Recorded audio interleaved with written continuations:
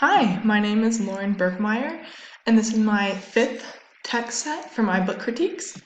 So the featured text I chose for this set is Drowned City, about Hurricane Katrina and New Orleans. So this book tells the story of Hurricane Katrina and its devastating effects on New Orleans. I really like the way that this book is portrayed through comics to help students get a feel for how devastating Hurricane Katrina was for the people of New Orleans.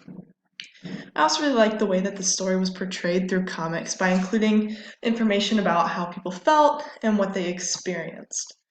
So the first interdisciplinary connection is for a fifth grade social studies lesson.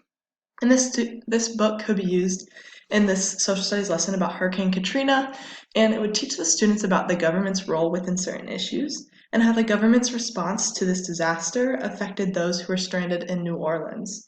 So students would be able to compare how the governments responded to this disaster and analyze how that affected people who were stranded. The second interdisciplinary connection that could be used with this book is in a seventh grade science lesson. This book could be used in this science lesson to teach students about thermal energy and how it is transferred in the ocean and the atmosphere, which contributed to the energy transfer which caused hurricanes such as Hurricane Katrina. Within this lesson, students will research how energy is transferred in the ocean to create hurricanes, and will then research Hurricane Katrina and how the energy in the ocean and atmosphere contributed to that hurricane. So the artifact/model that I created was I used quizzes to create like a short little quiz to check students' understanding, but students would show their own understanding by creating their own quizzes that the class can play. So it would assess their knowledge of Hurricane Katrina, energy changes, the formation of a hurricane, and many other things. And then students can share the quizzes that they created by posting them on the school's website for other teachers, students, and parents to check out and see what they learned. The next book in my book critique is Fly Away Home.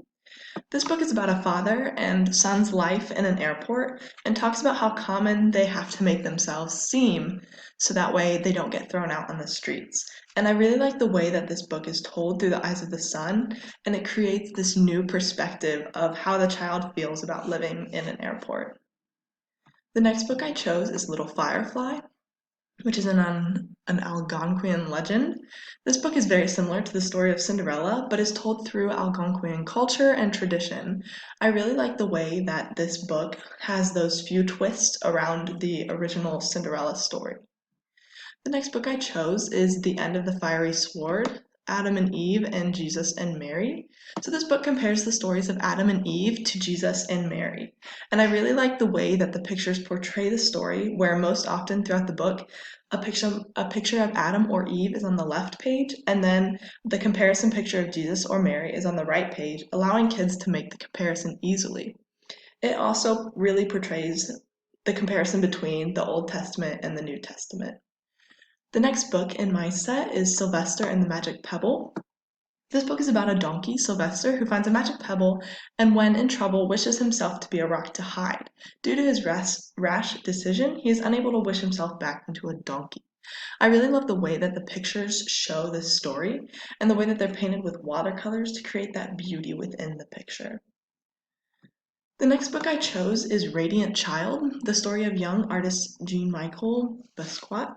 This book is about the story of Jean-Michel and how he became a famous artist. I really love the way that the pictures are shown in this book by portraying its own art throughout the book. They add so much emotion to the story, which really helps me feel for Jean-Michel and how he really became that amazing artist.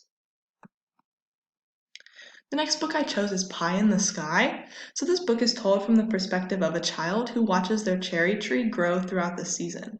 In the end, when the cherries are ripe, the child makes a pie with his dad, sharing the recipe while making it.